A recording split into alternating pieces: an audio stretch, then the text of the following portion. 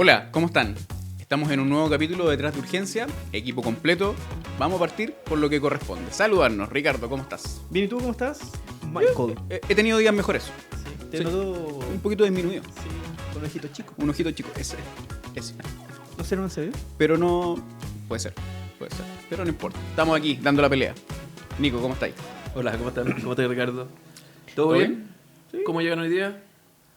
Cansado. Hoy día, No. hoy día es un día agotado. No, hoy día es un día con energía, porque el tema que vamos a tocar hoy día creo que requiere de nuestra Pero no era, energía. ¿no era tema libre hoy día? No. ¿No? Nada es libre en la vida, amigo. ¿Trajiste tu papelógrafo? ¿La No exposición? revisaste, Sí. no revisaste tú. No, pero Pero en el correo- el doctor es del tiempo de la En transparencia. el correo que mandaron, Sí. donde planificamos esta conversación... No revisaste la pauta. Sí, No. ¿qué decía la pauta? Decía Yo- paro No, cardiorrespiratorio. decía tema libre. Tema libre. No. Tema libre. Decía- Hable de sus vacaciones. Sí. Paro cardiorrespiratorio. Trajiste Dibuje- tus crayones para... Dibuje sus vacaciones. Sí. Dibújate en paro. si quieres. Podría Podría pasar. ser. Podría pasar. Sí. Podría pasar. Paro cardiorrespiratorio. Yo creo que la primera aproximación del tema es un poco aclarar qué es lo que es el paro cardiorrespiratorio, O porque diferenciarlo. tiende a confundirse con un montón de cosas de lo cardiovascular. ¿Ah? El infarto, la gente... Sí. No, tuve un paro. ¿Sí? Sí. Hay un montón de cosas que las personas dicen o se refieren como un ataque cardíaco, un ataque al corazón. Cuando hablamos de paro, en realidad es cuando el corazón, por alguna razón, deja de funcionar. ¿Ya? Por lo tanto, es más bien un síndrome, porque si bien el resultado final que nosotros vemos, que es un corazón que estaba funcionando, que ahora ya no funciona, puede tener distintas causas. ¿Ya? Y eso es una de las complejidades que tenemos al momento de enfrentarlo.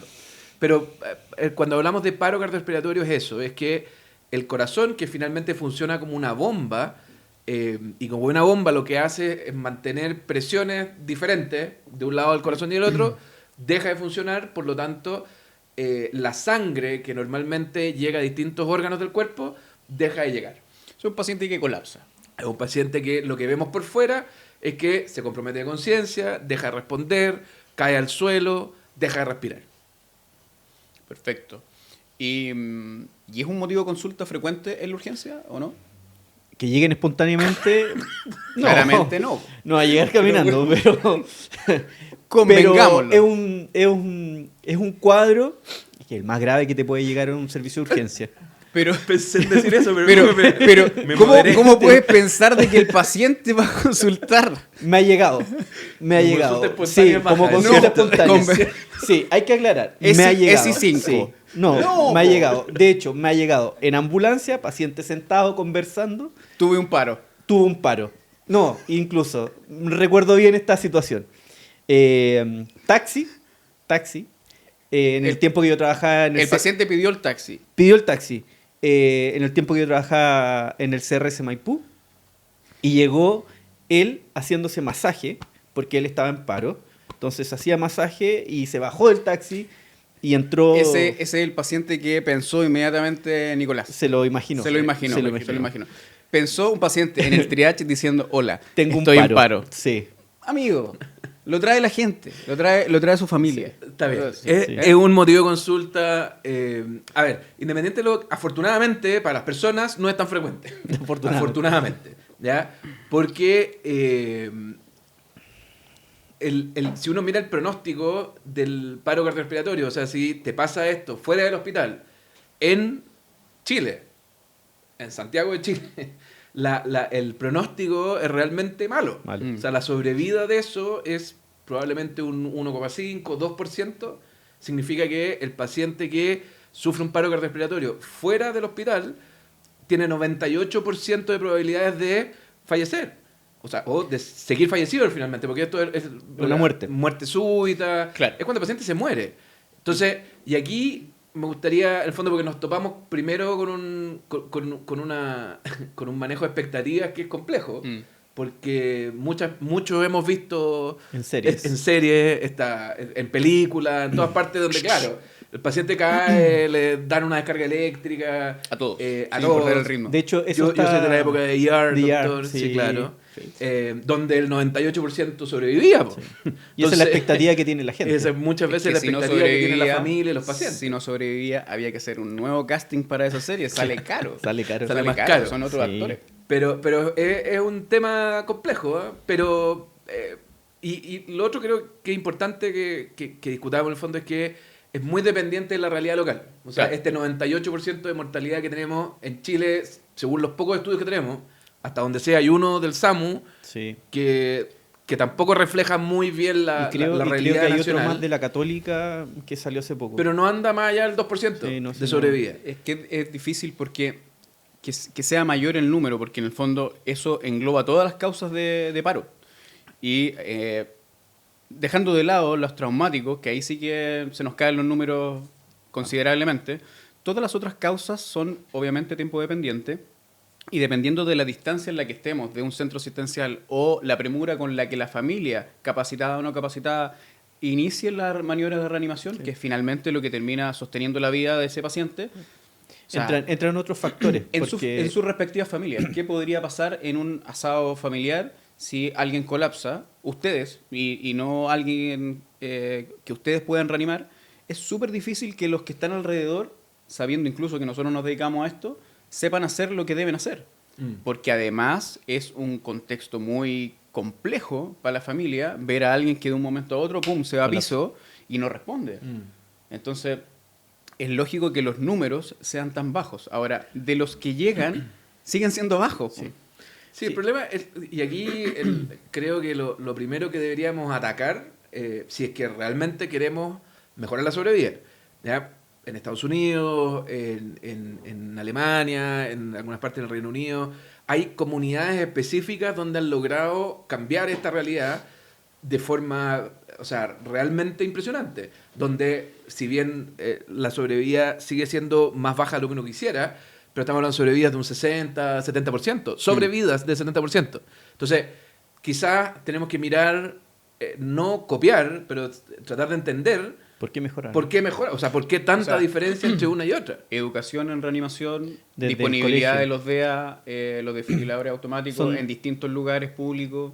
O sea, Aquí, la ¿a dónde implement- encontramos hoy día? DEA? Ahora hay una ley, Aeropuerto. existe una ley en lugares públicos Ya, las donde, clínicas. donde tiene que haber ¿En los malls hay? DEA, en los malls, en los cines, en El- los el aeropuerto. aeropuertos, en universidades, tienen que haber DEA. En los colegios no estoy seguro si hay. Mm, Deberían deberían. haber, creo yo. Depende del colegio.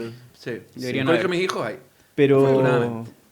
Lo usaron hace no poco. o sea, no es obligatorio, pero en los edificios también deberían existir DEA. Claro. Y Ya, saber ocuparlo, por lo demás. Y saber ocuparlo. Que Si no, si el bien la muerta. capacitación es corta y es muy fácil de utilizar, si la persona nunca se ha enfrentado a un desfibrilador externo, difícilmente va a poder saber utilizarlo. Ahora, Se han creado tecnologías con inteligencia artificial. Claro, el DEA te etcétera, va etcétera. diciendo lo que tenéis que hacer, en el fondo, pero tenéis que saber que tenéis que ocuparlo. Sí. Además ¿Y se cuál es- pierden minutos ¿Y importantes. cuál es si el no- orden de la cadena sobrevida? Yo creo que más allá del impacto que puede tener la disponibilidad del DEA o de saber maniobras de reanimación, es saber qué hacer cuando esto sucede. Y no necesariamente es que tú te pongas a reanimar, sino que activar esa cadena de sobrevida. ¿Cuándo pedir ayuda? ¿A quién pedir ayuda? Ahí, sí, ahí no estoy tan de acuerdo contigo. ¿Por qué? ¿Por qué? Porque creo que uno de los puntos fundamentales... A ver, una de las cosas... A nosotros nos gusta la reanimación y estudiamos, en el fondo. Una de las cosas que ha demostrado aumentar la sobrevida en estos pacientes es que dentro de los primeros minutos al evento sea asistido por alguien que sabe reanimación. Sí, O BLS. sea, y eso, BLS en el fondo que es masaje cardíaco externo. Sí, está bien. Podemos discutir si ventilación o no ventilación. Creo que es lo mismo. Creo que uno de los puntos importantes que deberíamos avanzar como sociedad es a que la mayor cantidad de gente posible Sí. sepa maniobras de De reanimación hecho, aquí hay un- y sepa que hay que activar una cadena. De acuerdo. Un punto fundamental es la activación de la cadena. De Porque acuerdo. el que se pone a reanimar no se puede detener. Está Entonces, bien, si pero no tampoco activa, saco no. mucho si activo y no reanimo. Pero lógico. Y Pero me siento- cuando tú tienes que optar por qué hacer estando solo, lo primero es activar. Porque si no, vas a reanimar eternamente sin que nadie te De vaya acuerdo. a secundar. De acuerdo. Entonces, dentro de la educación a la población está la activación de la cadena de sobrevida de manera precoz. Pero yo creo que lo fundamental Y va de la mano es con educar desde chico. con Yo el- creo que con la donde reanimación. se generó la mayor cantidad de impacto y disminución de mortalidad son en donde se han enseñado, los lugares donde se ha los enseñado el colegios. BLS en los colegios. En los colegios. Colegios. Ahí tenemos Yo una pyme, creo ¿viste? que Después del podcast. No ahí debería está. salir nadie de cuarto medio sin Sin saber saber BLS, reanimar. sí. La reanimación básica. Yo me he hecho la pregunta, alguna vez lo pensé, ¿debería enseñarle a mi familia? Mis Sí. hijos saben Sí. reanimar, tienen A los 9 papás. y 7. Sí. A los papás, imagínate los papás, ya sobrepasaron una edad, colapsa su pareja, papá o mamá. La primera reanimación es de su, Y tiene que ser de su inmediata. esposo o esposa, Es y es lo- inmediato. Po. Sí. Tengo Lo un par único... tengo un par de videos de Joaquín, de mi hijo de 9, reanimando un peluche. Le hace Lo masaje logró. externo. Lo logró, Lo logró. Sí, pero fue un sobrevivió. paro extra hospitalario.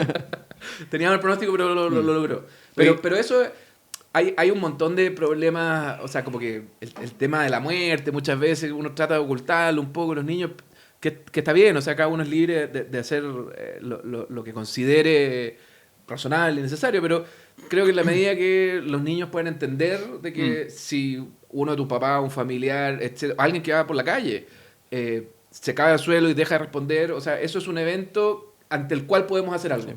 Y la mejor manera que tenemos hoy día de hacer es que sepan que hay una cadena de sobrevida que hay que activar, que sepan que hay que hacer masaje y que hay que hacer cosas. O sea, no es Yo la creo única que manera. de todos los paros cardiorrespiratorios que me ha tocado ir al extrahospitalario en ambulancia, los únicos que he logrado sacar son los que a la llegada de la ambulancia ya están haciendo BLS. claro. Es la única forma. Si no Sí. están haciendo BLS, todo ese tiempo Se pierde. es perdido, Porque hay en el daño fondo- cerebral. Aún así, si es que se recupera pulso, el daño que va todo ese espacio de tiempo que generó sin perfusión en el cerebro Que es esa es irrecuperable. esa es la mayor complicación en el extrahospitalario, es el tiempo. Porque cuando uno está frente a un paciente que colapsa ahí, visible, en la primera parte eléctrica del paro, es recuperable.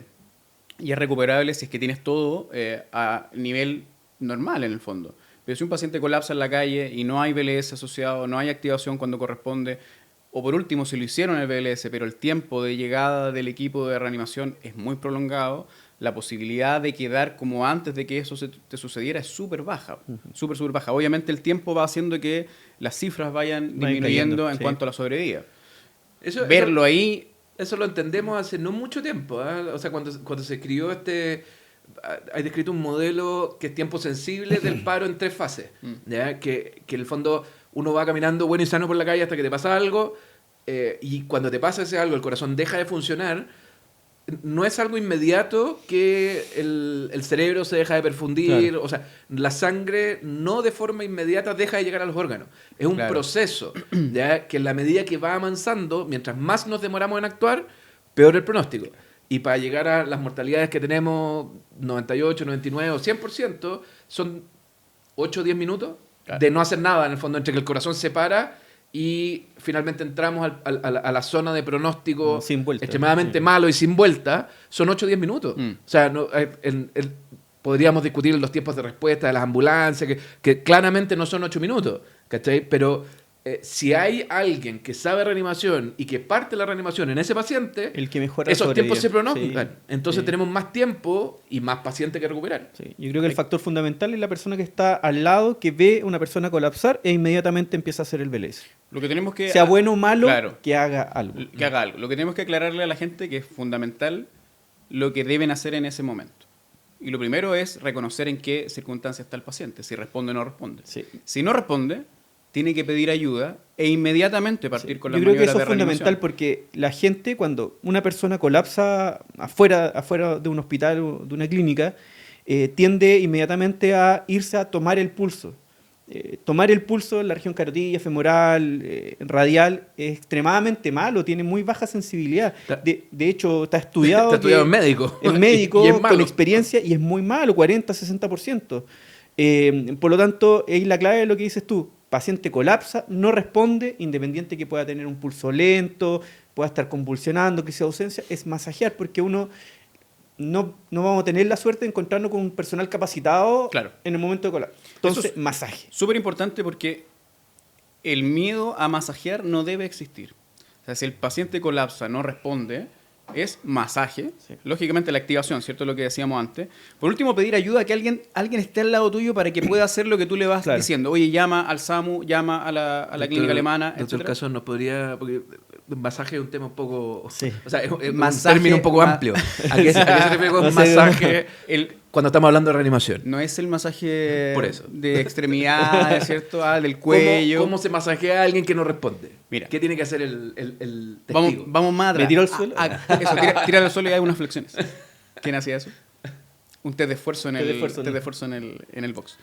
Vamos desde más atrás. Tratemos de aclarar un poco cuáles son los contextos del paro y les explicamos a la gente cómo actuaríamos nosotros frente a un paciente que colapsa.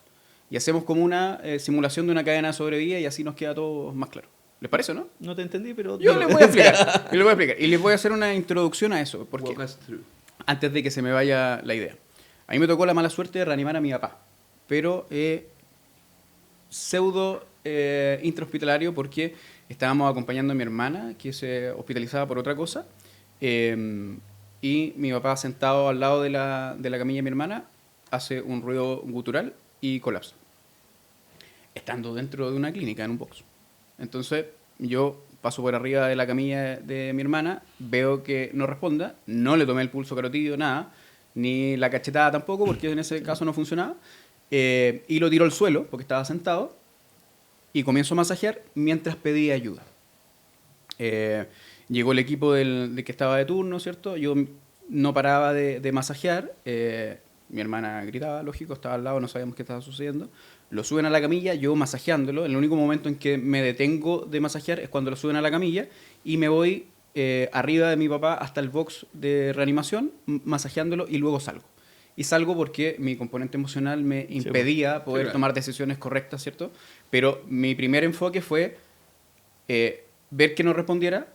Si no respondía, partir el masaje y en concordancia con eso, pedir ayuda. Y pedir ayuda que estaba ahí al lado. Y obviamente la sobrevida de eso fue buena porque estábamos en el mejor lugar que podría haber sucedido. Estaba yo al lado que podía verificar lo que estaba sucediendo y estaba el equipo de atención clínica a 2 metros. Entonces, bueno, terminó ahí hospitalizado. Finalmente estaban mi hermana en una cama y mi papá en la otra, porque mi hermana también se hospitalizaba por algo complejo. Y en el momento yo actué de forma automática. Porque el entrenamiento hace que actúes automáticamente. Pero cuando me di cuenta de que lo que estaba sucediendo era en relación a mi padre, preferí salir. Porque me dijeron, oye, quédate y vamos viendo entre todos, ¿no? Hagan ustedes lo que tienen que hacer y yo salgo porque voy a solo estorbar. Entonces, ¿a qué voy con esto? Cuando sucede, para el resto de las personas, puede que uno no conozca al que está al lado y colapse en la calle. Pero el escenario más probable es que sea alguien conocido, cercano, familiar o amigo. Entonces, para nosotros es complejo, que nos dedicamos a esto. Imagínense lo que es para alguien que no se dedica a esto. Lo complejo que es ver a alguien colapsar y ver que se te está yendo de las manos, ¿cierto? Entonces, ¿cómo definimos a la gente cuándo reanimar? Entonces ya algo lo esbozamos. Si el paciente colapsa, no responde, inmediatamente masaje y ayuda, ¿cierto? ¿Por qué pedimos ayuda? Porque necesitamos a alguien que llame por teléfono, necesitamos a alguien que nos secunde en algunas cosas, porque no podía estar masajeando constantemente, porque baja la calidad de ese masaje baja, y está estudiado que baja después de cierta cantidad de minutos, ¿cierto? ¿Cómo es el masaje? ¿Cómo masajeamos a un paciente? ¿Lo masajeamos sentado? No, tenemos que sacarlo del lugar en el que está, ponerlo en una superficie, ojalá en el suelo, y en ese momento comenzar el masaje. 2 manos tomadas en el centro del pecho y hacer presión que permita también la expansión del tórax. ¿Cuántas veces? No nos vamos a enredar en eso porque ya sabemos que en el adulto lo que importa es fundamentalmente el masaje y que se expanda. Más que cero. Más que cero. Así es. Sí, de ahí en adelante, ¿cómo seguimos? Sí, el tema del masaje, bien lo describiste, es importante. Si es que estamos en esa situación, ya llamaste, uno no tiene que detener estos esfuerzos de reanimación hasta que llegue la ayuda, en el fondo, que se echó a andar. Que puede ser un sistema de ambulancia, un sistema de rescate, etcétera, pero también si estás en un lugar, ahora que efectivamente tenemos una ley que es relativamente nueva, en la cual los médicos de urgencia participaron. Recuerdo algunas fotos ahí de la doctora Acuña, en el Congreso yendo a presentar el proyecto, etcétera. Entonces, dentro de la ayuda también hay que empezar a considerar la disponibilidad de un DEA, que son estas máquinas que son desfibriladores automáticos externos, que la gente muchas veces le tiene mucho susto porque es una máquina, hay electricidad involucrada, pero son extremadamente seguros y son extremadamente fáciles de usar. O sea, uno lo prende y tiene que seguir instrucciones. Y viene con monito y te explica perfectamente dónde están los parches. Igual en mi entrenamiento de la CLS, la primera me equivoqué. Puse los parches al otro lado. Pero está bien. Nicolás ya no trabaja con nosotros. No, tengo que salido del grupo. Ha salido del grupo. Era la parte de prueba. Pero mira. Pero tenés que poner porque, a ver, el mejor escenario para el paciente que tú estás reanimando es que tenga una arritmia desde el punto de vista del corazón, que haya sido la causa del paro, y eso se soluciona con electricidad. Correcto. Y esta máquina es capaz de determinar si ese paciente tiene esta alteración o no. Y si la tiene, te va a decir, apriete aquí que se carga, apriete y descarga solo. Y es el único botón que tiene. Y el único botón que tiene, no hay más. No hay nada más. Entonces, si uno de los muchachos camarógrafos en este momento colapsa, ¿qué harías tú, Ricardo? Depende de cuál. Depende. ¿A cuál salvamos? Ricardo, ¿qué harías tú para que la gente nos vaya entendiendo el orden de esto? Si responde o no responde, ¿Ok? me pongo las manos en el pecho mientras pido ayuda, comienzo el masaje. Ya, yo vengo a ayudar, porque tú pediste ayuda. ¿Qué debería hacer? Tratar de llamar al sistema de ambulancia o rescate más cercano.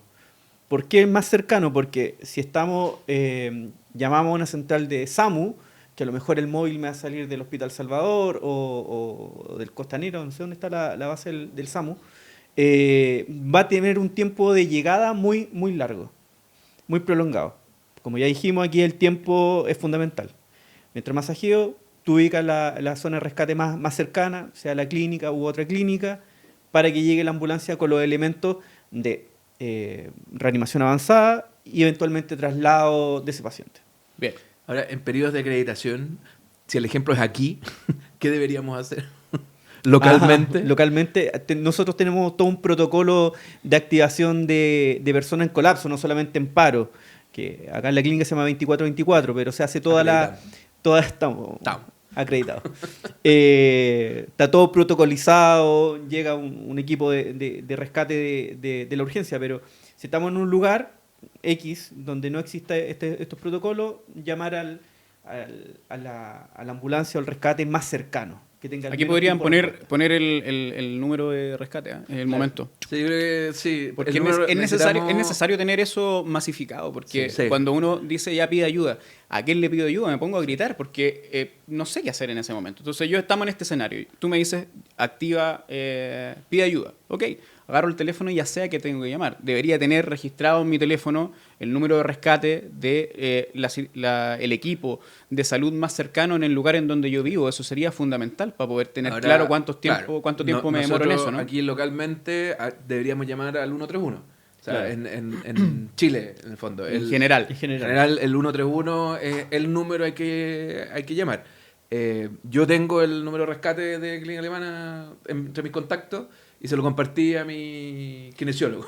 Para que lo tenga, por si acaso. Eso. Me lo agradece. Y en la aplicación me parece que Alemana Go también tiene un botón que linkea al número de rescate. Lo importante es activar. O sea, activar algo más complejo, una respuesta más compleja. Eso. Que se va a demorar idealmente lo menos posible. Ese es otro tema y otro foco en el fondo donde podríamos mejorar. Pero claro, y lo importante es no detener los esfuerzos de reanimación hasta que llegue este apoyo más complejo. O hasta que el paciente responda. O hasta que te diga ya, claro, porque supongamos que estamos en una película, siempre el que reanima logra sacar al paciente y están todos felices y luego se abrazan. Sí. Pero en la realidad eso no sucede tanto. Entonces hay que mantener el masaje hasta que llegan a ayudar. Si el paciente logra recuperar conciencia, se mueve, tose, se queja, el paciente está con circulación y hay que ver qué es lo que está sucediendo.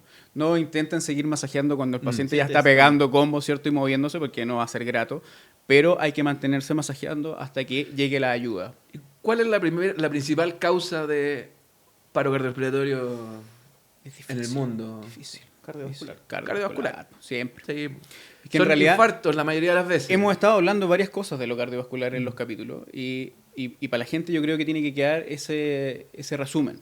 Gran parte de las cosas graves que vemos en el día a día en una urgencia tienen que ver con lo cardiovascular. ¿Son prevenibles? En parte. Y en parte muy importante. Hay cosas corregibles. Sí, claro. Y Sí, eso, claro. y eso explica también en parte por qué la confusión del ataque al corazón o el infarto. Porque a veces, o sea, en términos de porcentaje, la mayor parte de las veces es un paciente que está cursando con un infarto que hace un paro cardiorrespiratorio. Claro. Que puede ser por una arritmia, por falla del corazón. La mano al pecho, cae Entonces, al suelo. Y eso es importante para nosotros también y para el sistema que tiene que tratar a este paciente, que ojalá llegue lo antes posible para que tenga las mejores probabilidades de sobrevivir, porque marca mucho lo que tenemos que hacer con él. ¿Ya? O sea, nosotros, porque hay causas de paro que son irreversibles y que Es parte lamentablemente es parte de la vida. ¿Ya? Y hay cosas, hay enfermedades por las cuales no vamos a poder hacer mucho. Pero hay enfermedades como el infarto en las cuales sí podemos hacer muchas cosas. ¿Ya? Y aquí, de repente, salir un poco y avanzar hacia cuando nos llega a nosotros el paciente. Porque aquí creo, o sea, y estando bien abanderado en el fondo, creo que en nuestra institución, en la clínica alemana, el manejo del paro es notable. O sea, la estructura que hay armada para poder atender a un paciente en paro, o sea, están todas las condiciones dadas para que un paciente con una causa reversible salga de esa causa y tenga el mejor resultado posible. Así que, en el fondo, llegamos nosotros, llega el paciente, tenemos ciertos protocolos de manejo y necesitamos, como les decía, el tema del infarto es lo más frecuente y es a lo que tenemos que apuntar porque es o sea, creo que fácilmente reversible es un poco exagerar con el término de fácil, pero es reversible y eso significa que hay una arteria tapada y lo que tenemos que hacer es tratar de ir a destapar esa arteria. ¿Ya? Y entonces se mueven otros protocolos. Claro. O sea, el tiempo de respuesta, el tiempo que el que es el primer espectador de lo que sucede, es lo que impacta más notoriamente en lo que va a suceder con ese paciente en definitiva. Nuestro aparataje de respuesta es el ideal, pero para eso hay que tener paciente. Sí. Y para tener paciente es la reanimación cardiopulmonar. Fundamental que las personas aprendan reanimación básica. Claro. O sea, yo creo que la tarea al finalizar esta conversa es... No confundirse con tratar de dar ventilaciones. No, para nada. Masaje. La tarea después de esta conversación es idealmente masificar ese mensaje. Yo creo que también es una responsabilidad nuestra, no solamente con nuestras familias, también con nuestros amigos, con nuestros contactos, conocidos, porque mientras más personas sepan reanimar y sepan a quién tienen que llamar, más sobrevida vamos a poder tener. Porque mientras más precoz es esta respuesta, entonces más pacientes vamos a tener. Por más que Clínica Alemana u otra, no sé, Clínica Mayo, la Cleveland, tengan la capacidad instalada para responder, si el paciente llega fallecido, ya no hay nada más que hacer.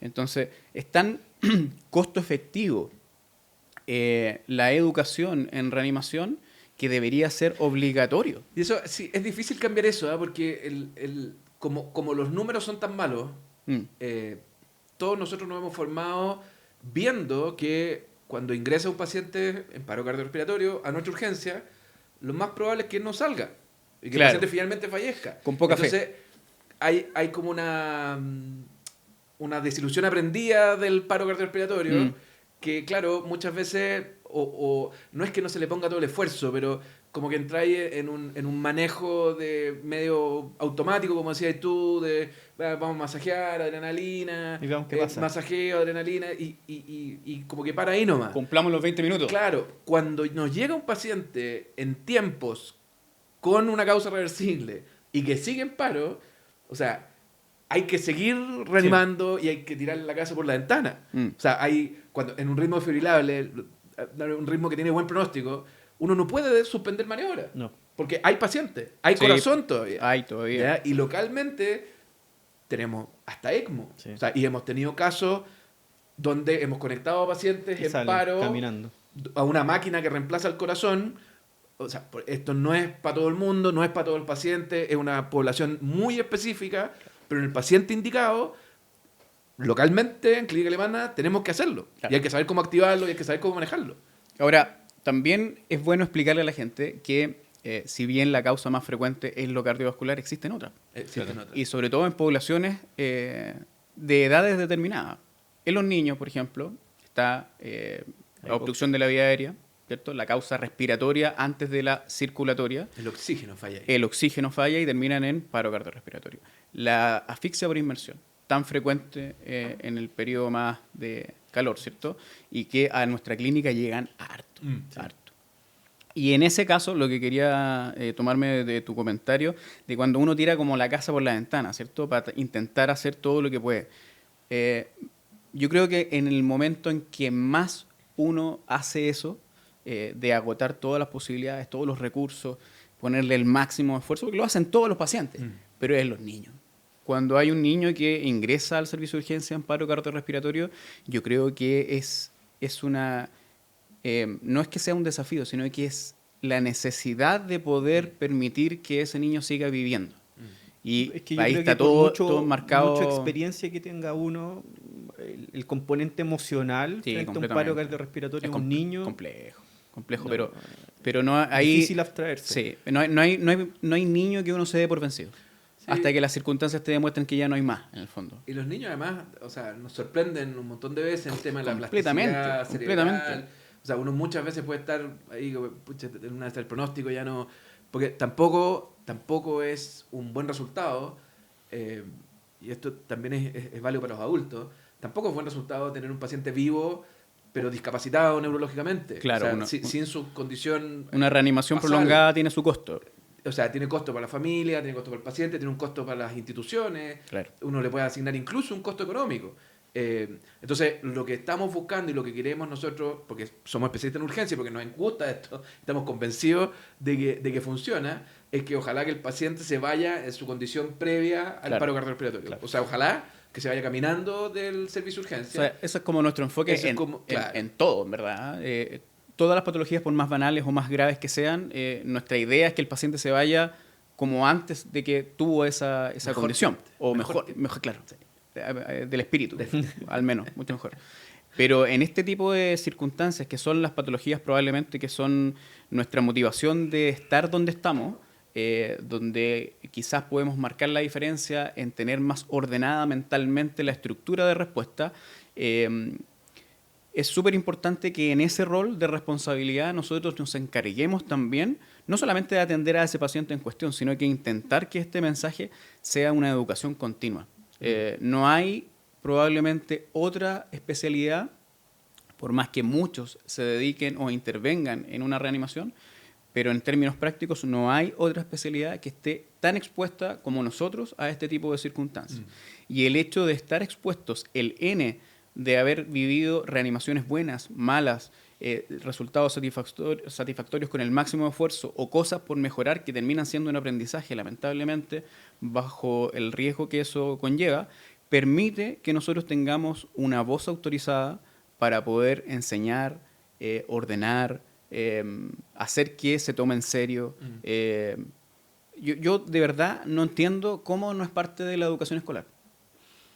Yo creo que es cosa de tiempo y de gente como nosotros que empiece a Faltan podcasts. masificarlo. Faltan podcasts. Faltan podcasts. No, pero yo también, o sea, dentro, analizando las experiencias en el fondo de otros lados, por ejemplo, tú para obtener un carnet de manejar, tenés que tener tu carnet de reanimación. O sea, no puedes tener un carnet de una licencia de conducir si es que no demuestras que sabes reanimar. No puedes entrar a la universidad si es que no sabes, si no tienes tu carnet de reanimación. O sea, Te debería dar puntos, como el NEM. Claro, hay maneras, y no solo para el público en general, para nuestros equipos también, porque también está demostrado que si hacía un curso de reanimación y después no lo hacía en Nunca 5 más, años más, claro.